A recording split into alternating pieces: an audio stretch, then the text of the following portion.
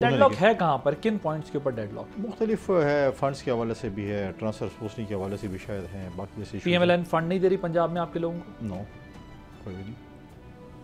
और लोग बल्कि हमारे लोगों को ये गिला भी है कि कभी कभी तो वहाँ की पुलिस भी हमारे फॉर्मर MPs MNAs के घर पे भी छापे मार रही होती है।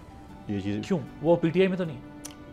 देखिए, पॉलिटिकल PTI में नहीं, तो हमने भी तो मुकाबले किए हैं ना। देखें, अगर मैं आपके साथ मुकाबले में इलेक्शन लड़ा हूँ तो रेवरी तो हल्कों में तो अभी भी मौजूद है ना। तो वो अपना PMLN के लोग अपना स्कोर अभी उनके साथ सेटल कर रहे हैं पंजाब में। अगर वो नहीं कर रहे हैं तो फिर क्या हुकूमत की इतनी बेबसी है कि पुलिस बगैर पूछे इस किस्म के छापे मारे?